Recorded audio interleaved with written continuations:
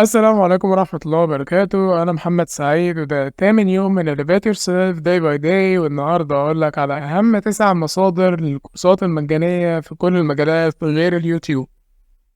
نبدأ بكورسات اللغة. أول واحد معانا هو طليق ده من أهم مواقع كورسات اللغة، هتلاقي عليه جميع اللغات الأجنبية زي اللغة الإنجليزية واللغة الإسبانية والألمانية والفرنساوي كمان والصينية واليابانية وكل اللغات اللي أنت عايزها هتلاقي في الكورسات كاملة. وكمان ليهم ابلكيشن ظريف ممكن تنزله على الموبايل أو على التابلت، وهتلاقيه موجود على جوجل بلاي أو أب ستور.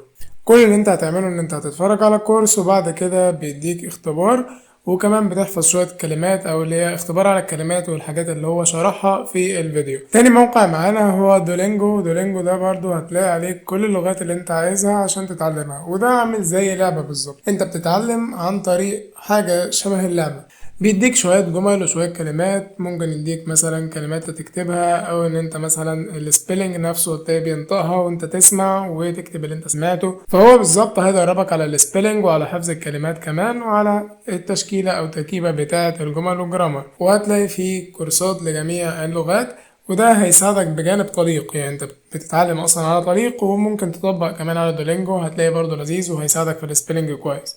وكمان مش هتمل منه، كمان ده ممكن ينفع للشباب الصغيرة اللي هو مثلا عيل في أولى ابتدائي أو تانية ابتدائي في الرينج ده مثلا، وينفع برضه للطلاب أو الطلاب الجامعيين عادي جدا. وهتحس إن هو لعبة ومش هتمل منها، وهتحس إن أنت برضه بتتقدم بمستوى كويس يعني. وقبل ما يديك أي لغة لازم إن أنت بتحدد مثلا اللغة بتاعتك أنت بتتكلم بإيه مثلا. فأنت لو بتتكلم إنجليزي هو مش هيديك أصلا كورس إنجليزي، فلازم أنت تختار أنت بتتكلم عربي عادي عشان يظهر لك الكورس بتاع الإنجليزي. طب لو أنا بتكلم إنجليزي هيظهر لي عادي بقية الكورسات التانية بتاعت اللغات التانية. طب لو أنا اخترت مثلا أي لغة في اللغات دي هتلاقيه بالأول بيسألك أنت تعرف حاجة عن اللغة دي ولا أول مرة تتعلمها. لو أول مرة تتعلمها هتبدأ من يونت 1، لو مش أول مرة تتعلمها هيقول لك اعمل اختبار صغير علشان يقدر يحدد انت في انهي ليفل معين. فانا مثلا عملت في الانجليزي وصلني لحد يونت 18. نخش بعد كده على الكورسات المهمة او السكيلز المهمة علشان تقدر تشتغل بيها بعد كده.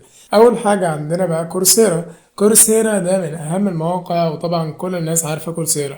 ممكن تلاقي عليها كورسات لميتا، كورسات لجوجل، كورسات لابل، كورسات لاي شركة انت عايزها. وممكن كمان تلاقي كورسات من كورسيرا نفسها او من جامعات برضو معروفة زي هارفارد او ستانفورد، وتقدر تختار الكورس تاخده مجاني. طب لو انا عايز الكورس مجاني وهو اصلا مدفوع، فهنعمل ايه؟ هندوس على فاينانشال ايد ونختار الكورس اللي احنا عايزينه من ضمن الكورس نفسه، وبعد كده نملأ شوية البيانات دي وتقول هو انت ليه اصلا عايز تاخد الكورس ده مجاني، هل انت طالب او انت ايه. بتحدد بقى انت مين، تحدد الميزانية أو الدخل بتاعك. لو أنت مثلا معكش فلوس خالص اعمل صفر عادي جدا، احنا كحيانين يا عم.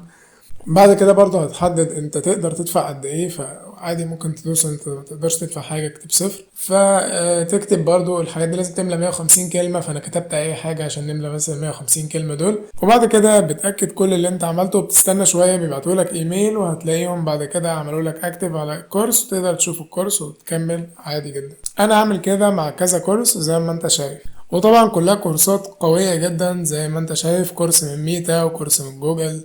في كورسات كمان ليها شهادات، بعد ما بتخلص كورس هيديك شهادة بعد ما يعملك اختبار. رابع ويب سايت معانا هو يوديمي برضو من أقوى المواقع اللي موجود فيها كورسات مجانية، وهي طبعا ما بتبقاش برضو مجانية، هي عليه المجاني وعليه المدفوع.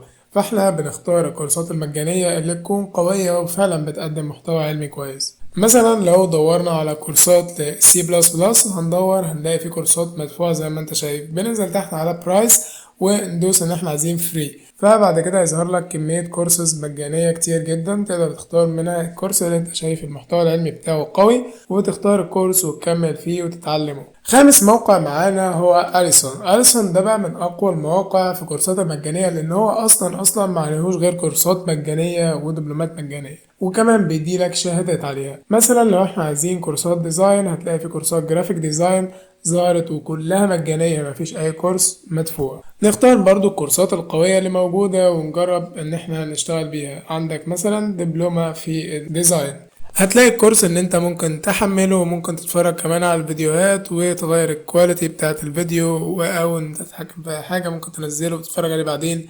ممكن تطلع وتكمل الفيديو بتاعك بعدين او الكورس بعدين برضو عادي جدا، مش شرط تخلصه كله في نفس الوقت يعني.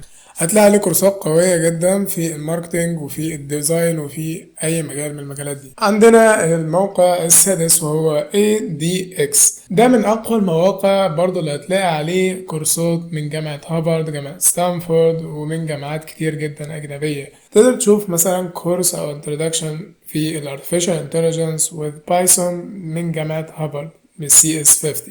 كل اللي عليك تعمله ان انت هتدوس على انرول، هتلاقي كورس فري عادي جدا، تقدر تتابع كورس كامل. ولو انت عايز الشهادة بتدفع اشتراك، ولو عايزها من غير شهادة فبتتفرج على كورس مجاني عادي جدا. لو انت عايز الشهادة بتدفع، مش عايز الشهادة بتتفرج على الكورس كامل عادي جدا.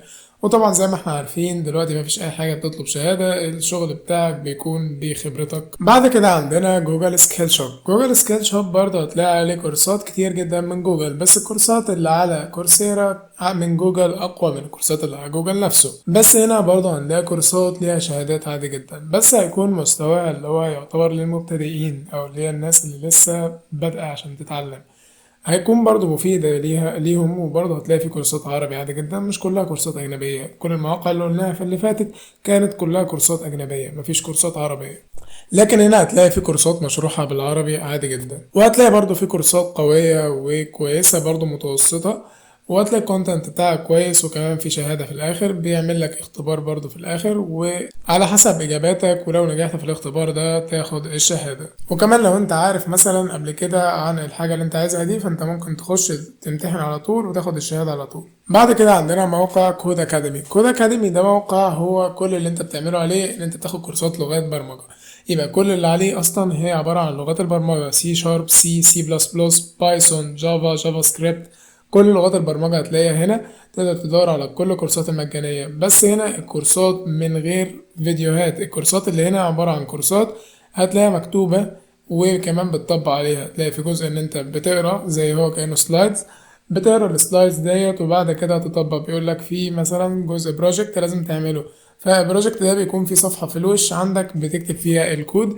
هتشوف البروجكت اللي هو طالبه منك وهتكتبه بالنص زي ما هو عايز. هي مشكلته ان هو ما فيهوش حتة ال AI او الذكاء الاصطناعي، فهو ما بيفهمش لو الكود اشتغل فيعديك، لا هو انت لازم تكتبها بالطريقة اللي هو عايزها. فدي حتة رخمة فيه شوية، بس برضه تتعلم مع اللغة كويس لو انت برضه لسه مبتدئ. هيعلمك ألف ب برمجة من الآخر. وهتلاقي بعد كل درس فيه كويز وفيه بروجكت وفيه كمان مقالات ممكن تقراها. ممكن انت كمان تدور على كورسات زي ما قلنا في المواقع التانية، هتلاقي فيه فيديوهات عادي لو انت محتاج حد يشرح لك في فيديو. اخر موقع معانا هو MIT Open Courseware، وده عبارة عن موقع عليه برضه كورسات كتير جدا، بس انا خليته اخر واحد لان هو ولا في فيديوهات ولا في اي حاجة تساعدك. انت كل اللي انت بتعمله ان انت بتخش على الكورس، هو كأنك فعلا داخل كورس في جامعة او حاجة زي كده. بتاخد السلايدز بس، مفيش دكتور بيشرح لك ولا اي حاجه. بتنزل الكورس بتاعك، هتلاقي فيه assignment وهتلاقي فيه lecture notes كأنك فعلا في الجامعه. بتاخد نوتس من طلبه مثلا، ومعاك الاساينمنت او السلايدز نفسه تذاكر منه. هتلاقي فيه برضه كويزات مثلا وكده. فاحنا عايزين مثلا كورس برمجه، هتلاقي كاتب لك شرح الكورس عادي جدا في السلايدز. فده للناس اللي هي بتحب السلايدز اكتر وما بتحبش انها مثلا تحضر في الجامعه، او ما بتحبش انها تتفرج على فيديوهات. والناس اللي هي ايه شايفه نفسها فاهمه كل حاجه، فهو داخل بس عشان يشوف الكورس ده، عايز السلايد بس عشان يذاكر منه وخلاص. فده هيفيد الناس اللي زي كده. لكن لو انت من محبين الفيديوهات وان انت محتاج حد يشرح لك، فخليك في المواقع اللي قلناها في الاول. وطبعا ما تنساش تتابعني على كل المنصات عشان يوصلك كل جديد. وبس كده، سلام.